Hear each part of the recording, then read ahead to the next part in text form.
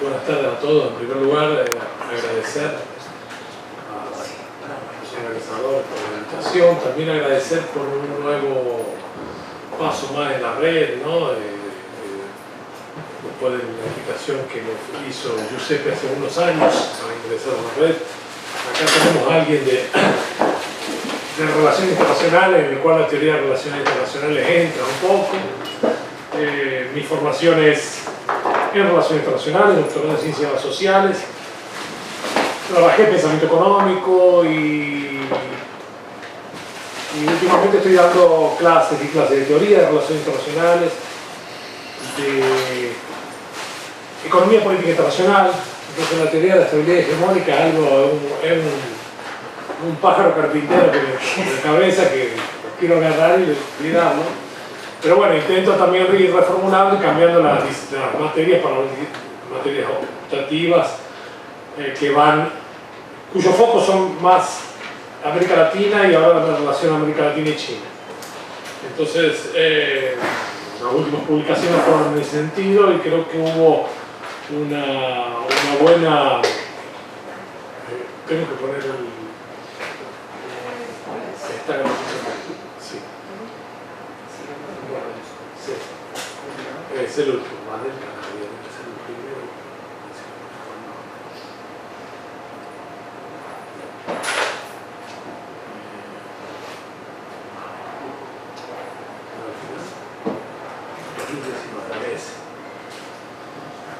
Sí, no tengo la presentación escrita, pero sí hay 4 o 5 mapas que los puse a último momento, inclusive porque pensé que serían ilustrativos. Entonces,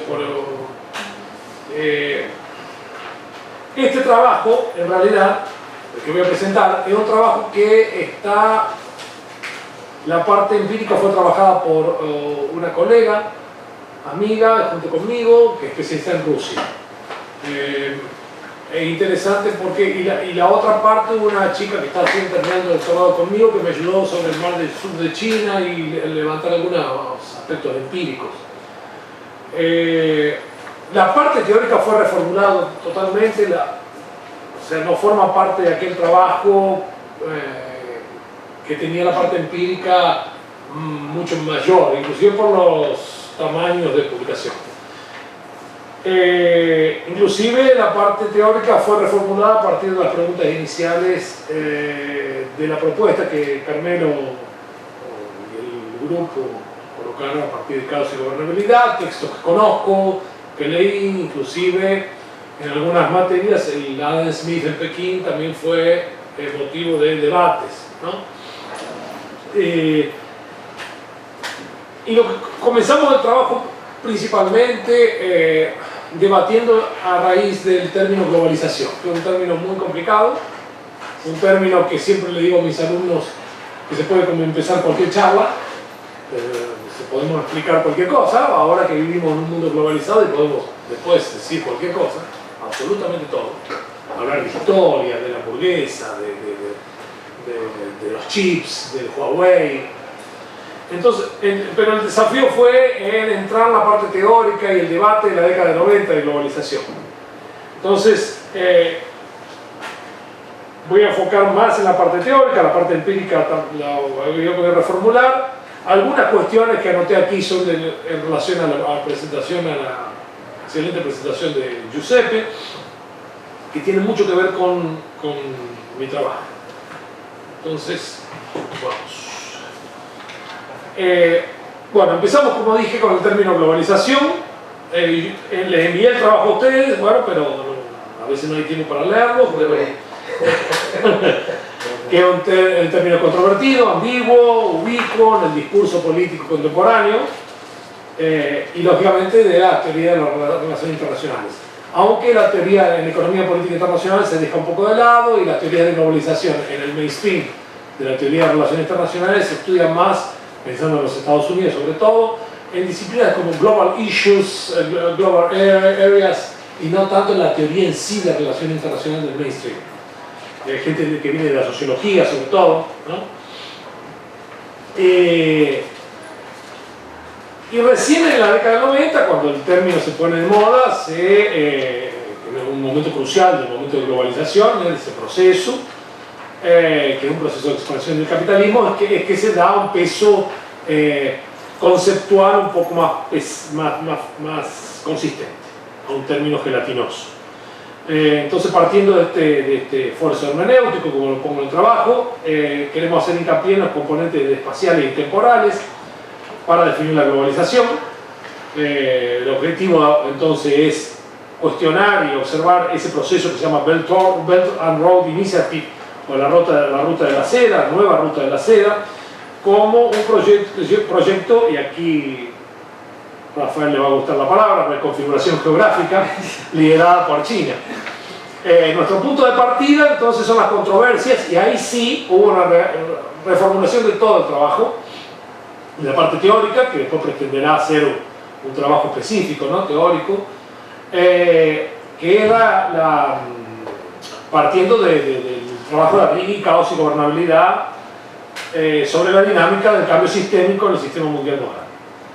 Es decir, los cambios en el equilibrio, en primer lugar, los cambios en el equilibrio de poder entre naciones, específicamente el papel de China, o el rol de China en el siglo XXI en el proceso de reconfiguración.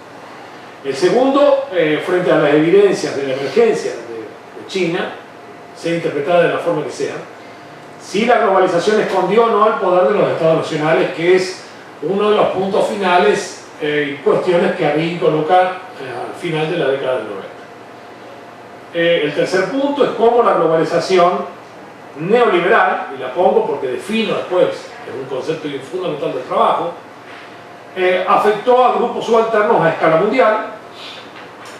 Y el cuarto punto de Arrighi es si estamos llegando al fin del ciclo de dominación occidental en el sistema mundial moderno, que creo que es un debate interesante en la cuestión que hablábamos de civilizaciones y culturas, etcétera, etcétera, ¿no? En este sentido, bueno, debido al tiempo que tenemos, el trabajo enfoca más en los dos primeros puntos y no en los dos últimos, a pesar que hacemos menciones de los dos últimos. Entonces comenzamos analizando la controversia 2, es decir, frente a las evidencias de la emergencia de China, si la globalización escondió o no ese poder de los estados nacionales. Y ahí llegaremos a algunas conclusiones en relación al punto 1, ¿no? Que es los cambios en el equilibrio de poder de los estados, de las naciones.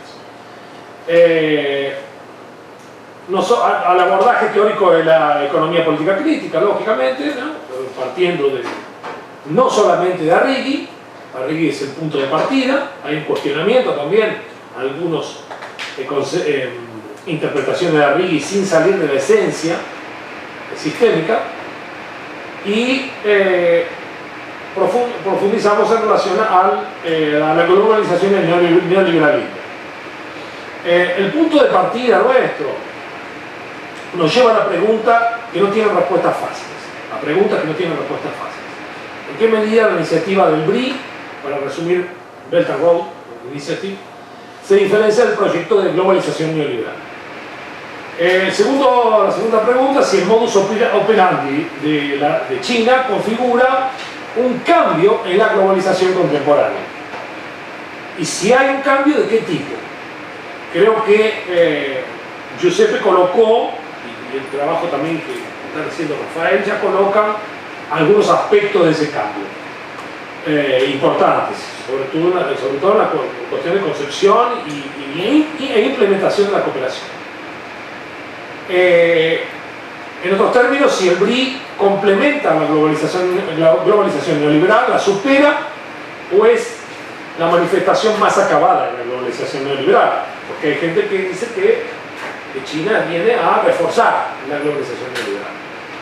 Bueno, nuestra hipótesis inicial es que el proyecto BRI de China representa un desafío directo a la globalización neoliberal, que en parte escondió el poder de los estados, la globalización neoliberal, fundamentada en una propuesta de interconexión que surge como iniciativa regional y se expande como un proyecto global de China, reconfigurando esa geografía económica en términos de David Harvey, que hay varias citaciones de Harvey aquí, porque inclusive Harvey debate con Arrighi esas cuestiones. ¿no? De manera muy interesante.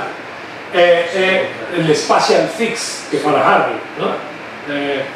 Fix en el sentido de ajuste espacial, ¿no? Él explica inclusive el concepto de fix en inglés, los problemas de ese concepto. Por intermedio de masivas inversiones en infraestructura que no tienen precedente en una nueva etapa de acumulación capitalista. Para intentar comprobar estas conjeturas e hipótesis debemos proceder metodológicamente a partir de un análisis documental con el objetivo de seguir el rastro del desarrollo y evolución del BRIC para sistematizar sus características.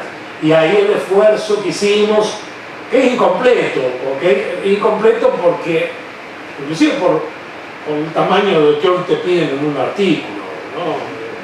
Y hay tantas cosas para poner, pasó por 3 revisores, bueno, pero bueno, complicado, ustedes saben mejor. El rol del sistema bancario y finanzas, que es una cuestión interesante que yo siempre, que es una pregunta que me estoy anticipando en relación al concepto de financiarización, que no sé qué lo ponen como China. Él quiso decir financiación. Sí. Ah, bueno, está bien.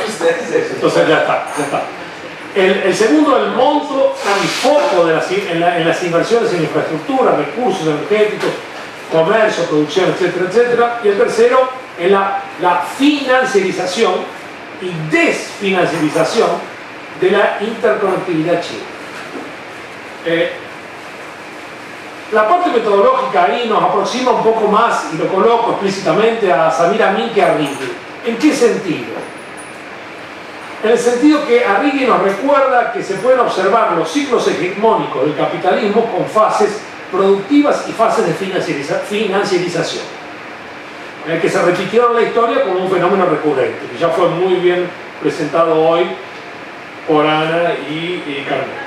El cuestionamiento de Amin es el siguiente, que creo que vale la pena resaltarlo. Resta saber si recurrencia, dice Amin, es sinónimo de regularidad, de forma cíclica. Esto lo dejo en abierto. Yo lo coloco aquí porque estoy enfocando en una especificidad contemporánea. Y si es fecundo destacar esto, borrando las especificidades de la financiarización, esto es, de la globalización neoliberal contemporánea, en las diferentes fases de desarrollo capitalista. Lo que a mí recuerda en aquel texto sobre mundialización, que sería la globalización, ¿no? Es que es difícil hacer un paralelo entre la etapa financiera de la Italia renacentista y la actual, que hay componentes cualitativos muy diferentes en ese proceso. Él no está refutando el ciclo de Arrighi, pero él dice que hay que llevar en consideración esa cuestión. El próximo paso es destacar esas especificidades del proceso actual, lógicamente sin menospreciar la historia. Retomando la pregunta de Arrighi, ¿la globalización escondió o no el poder de los estados nacionales? Partiremos de la premisa de que sí, y que este modelo está atravesado por una fase crítica, como anunció Arrighi, en la década de 90, donde los intersticios de la historia del capitalismo preanunciaban que la expansión financiera o financiarización de la globalización neoliberal eran una señal de crisis económica. Hace más de 20 años, Arrighi destacaba la diseminación del crecimiento del este de Asia para lo que él denominaba la Gran China, que era, y ahí tiene que ver con la diáspora, ¿no? Hong Kong, Taiwán y la República Popular de China, ¿no? Que posteriormente analizará Adam Smith en Pekín y que surgiría para corroer las bases de la globalización neoliberal.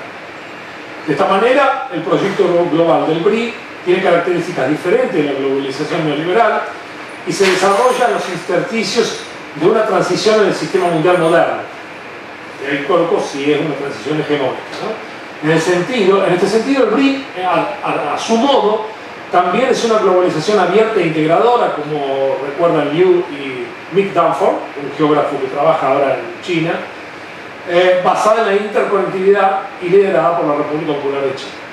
Esto implica que sería interesante enfocar en 3 aspectos en esa configuración espacial, con la abertura de nuevas rutas de transporte marítimo y terrestres, los famosos corredores, En segundo lugar, transformaciones institucionales de la gobernanza económica global vinculadas a la cooperación financiera para financiar el proyecto. Y ahí entramos en todo lo que Giuseppe mencionó, de los bancos, de la nueva. Tenemos que tener presente que el BAI, el Banco Asiático de Inversiones e Infraestructura, es la primera institución multilateral liderada por un país que no son los Estados Unidos de la Segunda Guerra Mundial. Multilateral en el sentido, diferenciándolo no como diferente a bilateral. Multilateral que es un club, un sistema de club, pero abarcaría abierto al mundo, abierto a todos los países, ¿no? A todos. Siempre hay que reunir requisitos, ¿no? Como la OMC, Rusia no entra, y bueno, hay un componente político también, pero el espíritu multilateral. En este sentido, volvemos a la cuestión de la globalización neoliberal, ¿no? La evolución de ese concepto polisémico. Ahí utilizamos algunos autores como David Held, McGrew, Martel, que ellos hacer un intento interesante de observar cómo evoluciona ese concepto de globalización desde tal vez un optimismo exacerbado, pero no es solo liberal, porque también hay grupos de la izquierda que ven la globalización como inminente, los sectores críticos. Yo tuve profesor, por ejemplo, fallecido, sociólogo Octavio Ianni, de la UNICAP, que tiene escritos libros de globalización, y él hablaba del fin del Estado Nacional, etcétera, etcétera, no desde el punto de vista del entusiasmo, ¿no? Coloco un ejemplo en Brasil, porque inclusive fue mi profesor, ¿no? Entonces, globalización como ampliación y profundización y aceleración de la interconectividad del mundo en todos los aspectos de la vida social contemporánea, desde lo cultural a lo criminal, desde lo financiero a lo espiritual. Eso es David Held, que es una definición de finales de la década del 90, ¿no? Es un debate que continúan, y ahí ellos diferencian entre los hiperglobalistas, que hablan de un proceso inédito, irreversible. El poder de los estados se tornaría algo innatural. Ahí vamos a los neoliberales más acérrimos, pero tenemos un contraste ahí con Susan Strange, State Against Markets, o The Retreat of the State. Ella también, desde un punto de vista crítico, no era marxista, pero crítico, creía que el Estado iba a cambiar. Después hay un debate más rico en la sociología con Saskia Sassen, que habla de ciudades globales, que el Estado, etcétera, etcétera, pero no viene al punto ahora, ¿no? Un segundo grupo, que de los escépticos, que coincide también con la crisis de esa globalización en la segunda mitad de la década del 90, que tienen una metodología más histórica, empírica histórica, que ven que la globalización no es algo inédito, ¿no?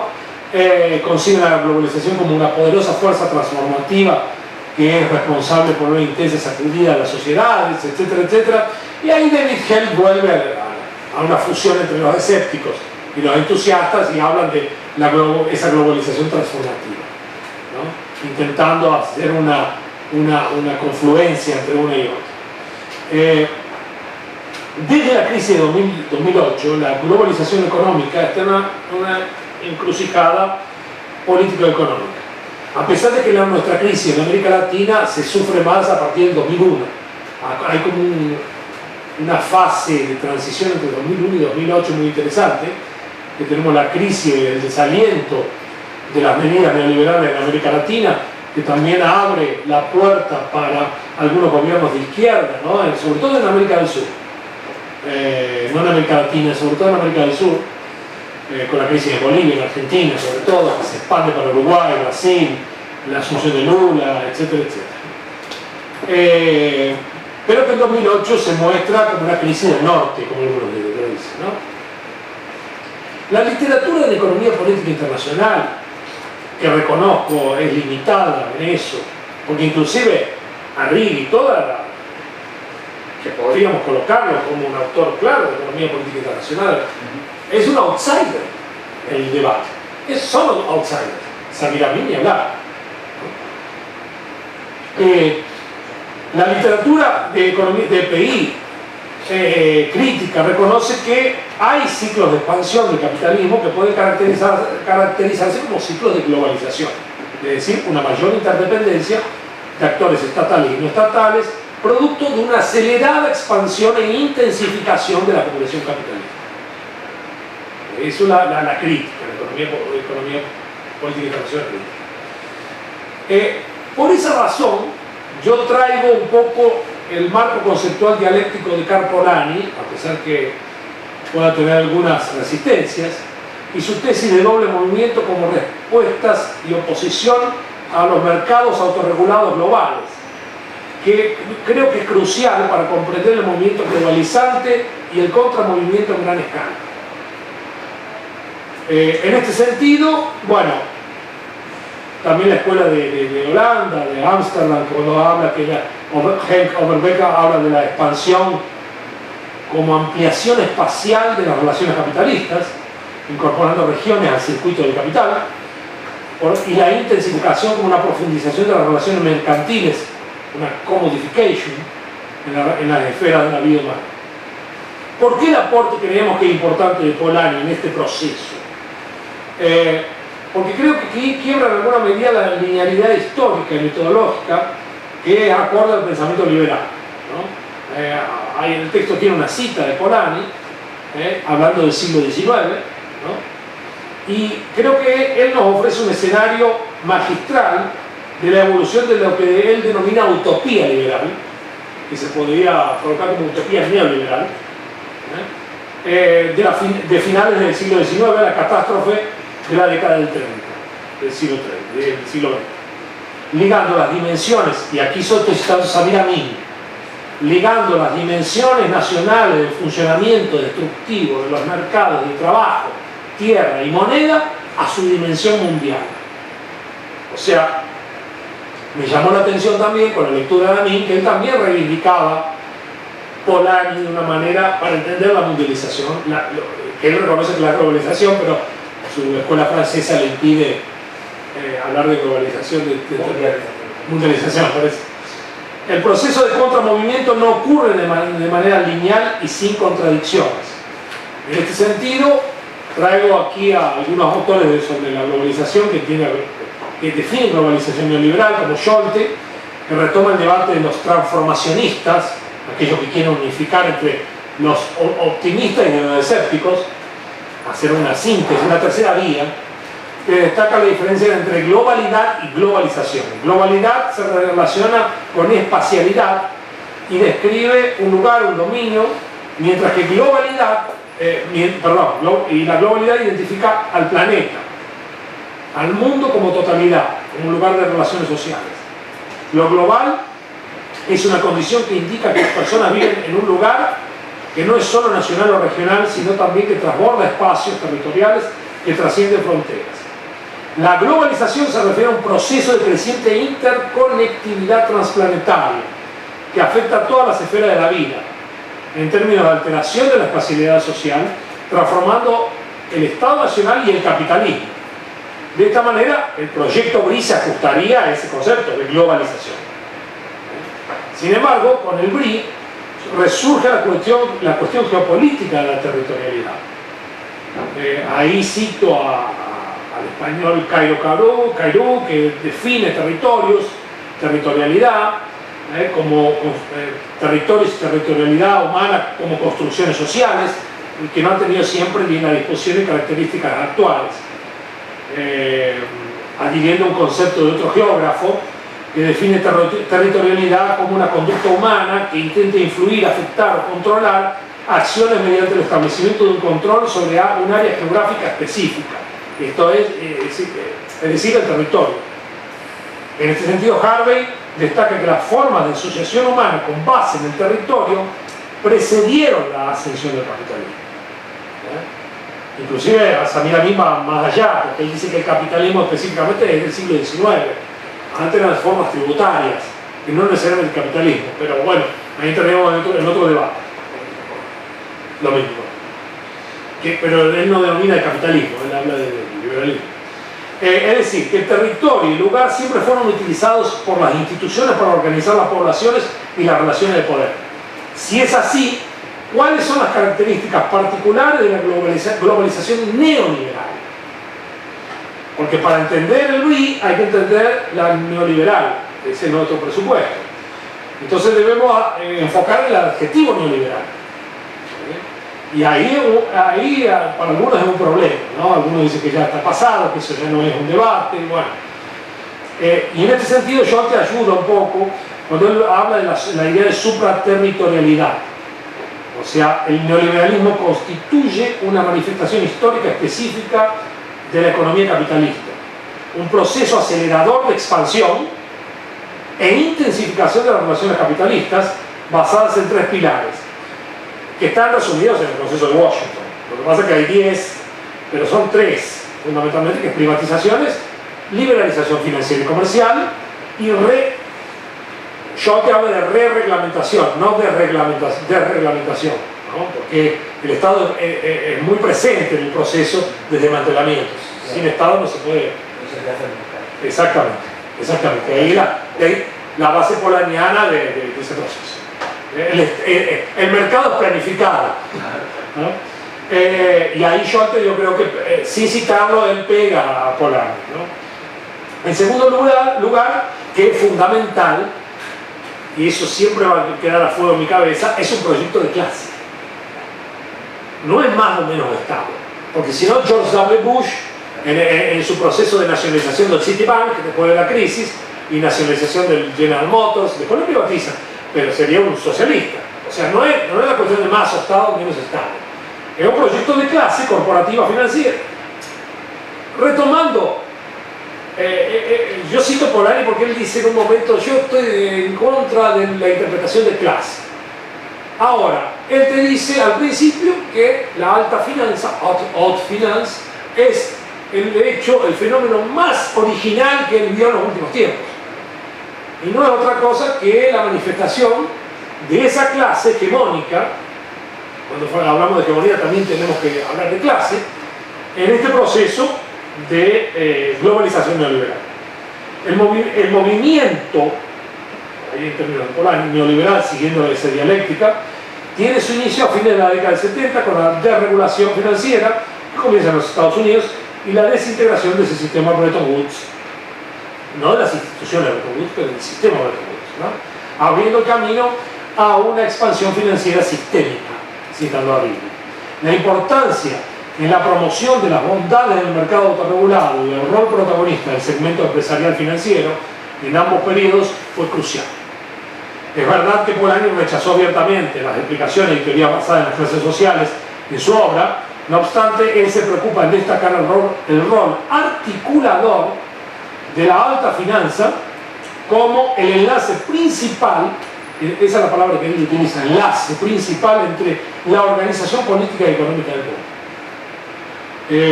Un paréntesis aquí. Es muy interesante observar un trabajo de maestría que hizo orientado por Leonardo, que yo ya te conoce, un colega mío. El chico hizo una comparación utilizando el sistema de redes entre los CEOs de las grandes corporaciones transnacionales y de las chinas. No hay confluencia. No hay confluencia. Los CEOs, directores chinos, tienen su propia red. Los CEOs occidentales, ellos van migrando, inclusive de empresas.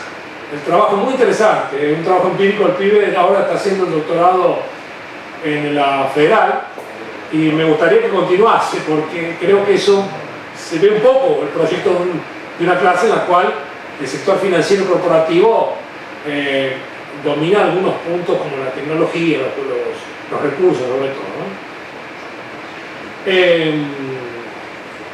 El movimiento neoliberal contemporáneo, a partir de la década de 80, provoca un cambio desigual de la balanza de fuerzas entre las clases sociales, trabajadores y empresarios, en el interior de los países desarrollados y en los países en desarrollo. Como dice Harvey, el proyecto neoliberal es liberar al capital de sus constreñimientos y obstáculos en ese proceso de acumulación capitalista. No avanzo sobre Margaret Thatcher, menciono Thatcher, pero bueno, así como Polanyi destacaba las características peculiares de la alta finanza a finales del siglo XIX e inicio del XX, y su accionar en red transnacional, a pesar de que él no use ese término, la globalización neoliberal contemporánea potencializa este proceso expansivo con algunas características novedosas. En realidad, lo que se habla de supraterritorialidad es que sustancialmente trasciende la geografía territorial, por eso supraterritorialidad. Scholte habla de simultaneidad transmundial y la instantaneidad, ¿ya? Donde los fenómenos se mueven de un punto a otro del planeta anulando el tiempo, es decir, que la compresión del espacio anula el tiempo, como preveía Marx en la evolución del capitalismo. Ejemplos de este proceso complejo son las comunicaciones de Internet, patrones de consumo, acciones de consumo. Cuando dice que abrir una Coca-Cola aquí, en este mismo momento alguien abre una Coca-Cola en China, etcétera, etcétera. Las finanzas son tal vez el sector de economía que refleja más esa supraterritorialidad de manera más cabal. Es el sector más dinámico, instantáneo y simultáneo del proceso de expansión capitalista, según Scholte.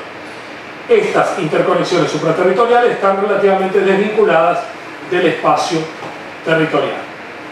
En este sentido entramos a la interconectividad y la vuelta al territorio con el proyecto BRIC, China y el BRIC. No obstante todo eso, la reproducción del capitalismo no puede depender de esa supraterritorialidad. Ya fue mencionado aquí las cuestiones de la saturación, del problema de la imposibilidad de la reproducción capitalista, etcétera, etcétera, y que forman parte de esas contradicciones inherentes de la globalización neoliberal. Harvey destaca el aspecto espacial de la globalización y subraya la intensidad de relación espacio y tiempo. La globalización no puede ser desvinculada de las crisis cíclicas del capitalismo como elemento inherente a su reproducción.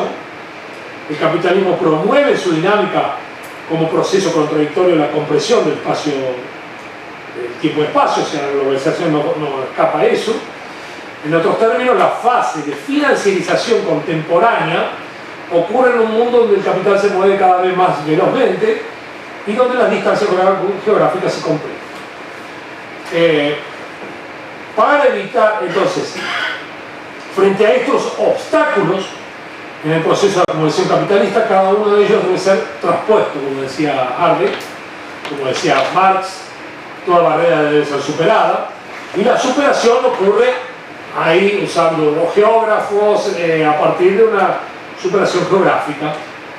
Creo que Carmelo colocó esa cuestión interesante, si es la geografía o otro tipo de proceso, pero la geografía entra en alguna medida, ¿no?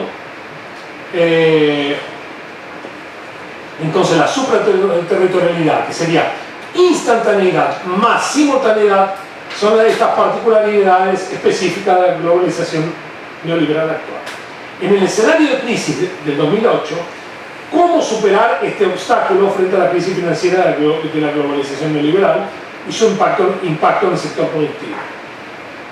Entonces, para responder a esta cuestión, volvemos al rol de China, o de la Gran China, como decía Righi, que ahora fortalecida con una República Popular de China muy diferente, que es crucial para comprender estas contradicciones en el interior del capitalismo y cómo se superan estas barreras y cómo se están superando, si es que se están superando. En este sentido, tiene que ver con lo que Giuseppe decía, de que no hay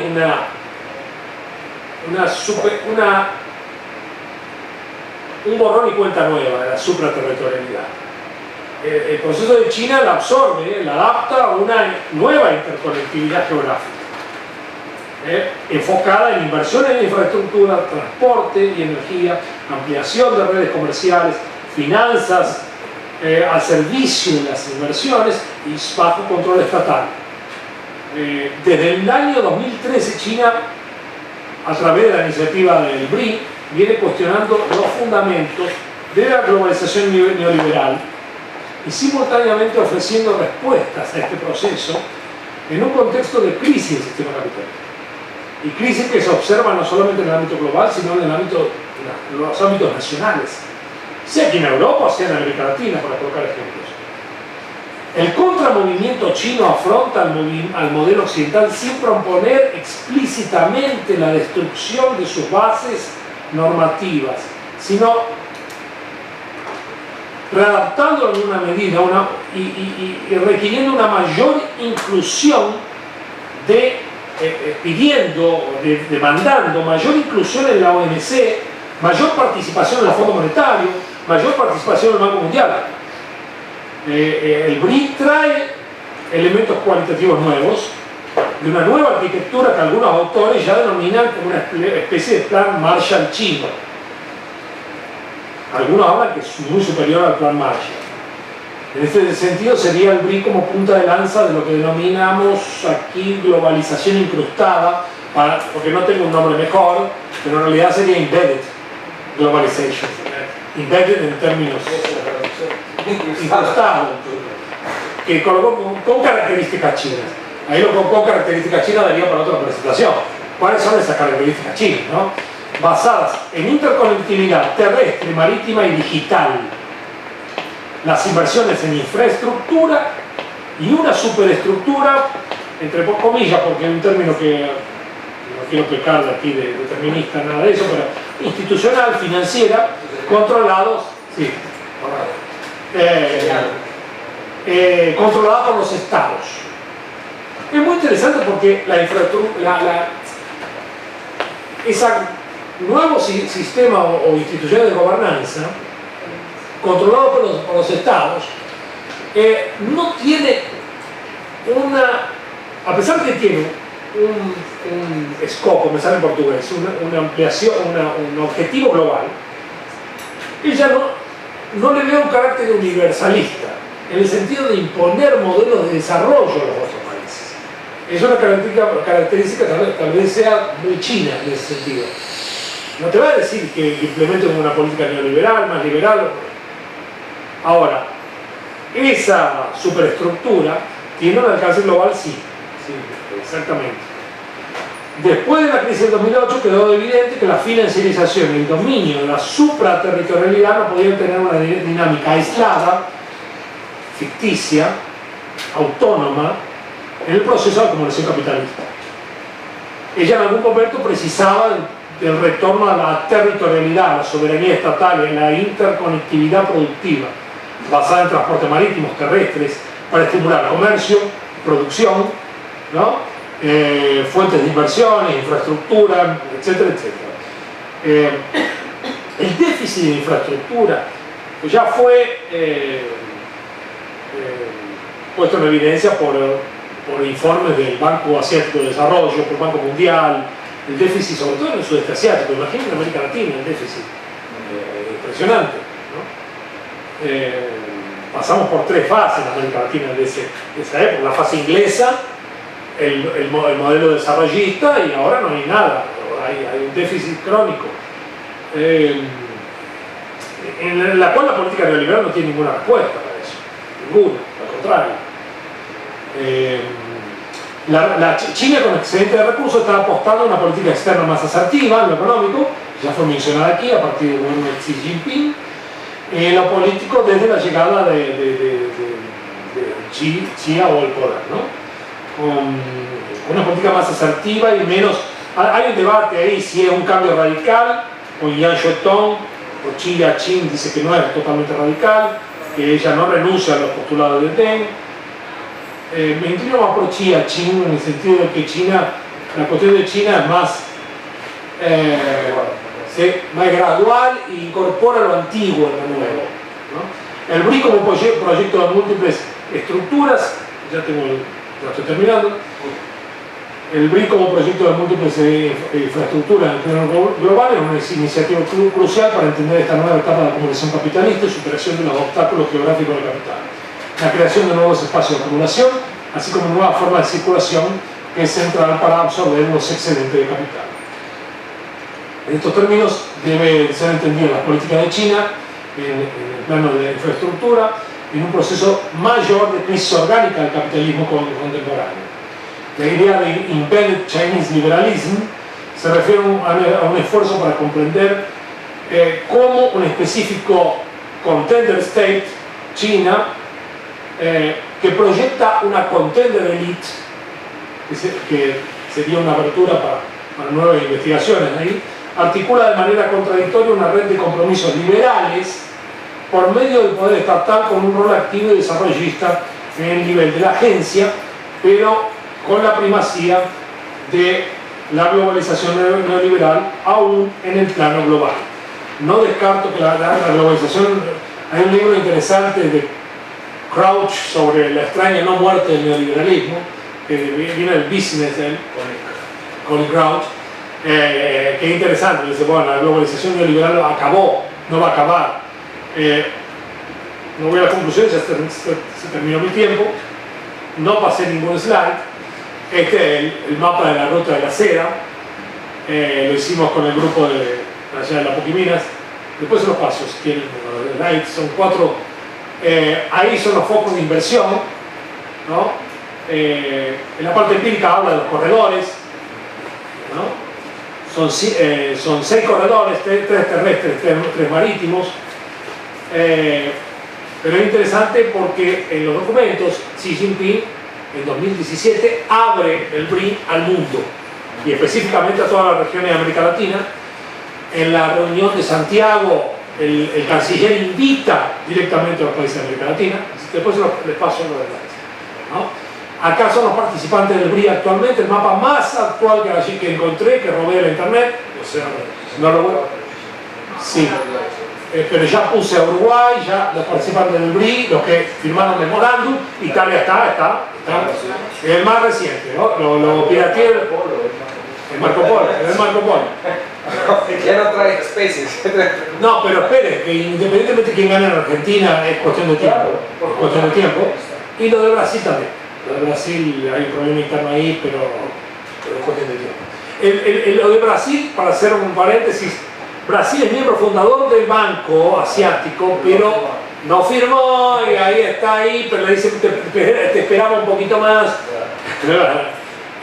4 mapas, ya termino, discúlpenme. Este es un mapa de la consultoría de Moody's que muestra la proyección del BRI en orden de, para ellos, el riesgo del país, pero ya incorpora toda América Latina. O sea, el Moody's ya está viendo ya América Latina. Y el último, después se lo paso, el último de Huawei, que ya también lo pirateé en la internet, que ya solamente para mostrar. En lo rosa está, la anomalía, el intersticio. El intersticio está en lo rosa, en la parte tecnológica. ¿Ok? Se los mando a ustedes, ya me pasé el tiempo ahora con Rafael. Hay más en la conclusión, el trabajo está aquí, pero me abro para las preguntas porque hay muchas cosas polémicas aquí. Muchas gracias a todos otra vez.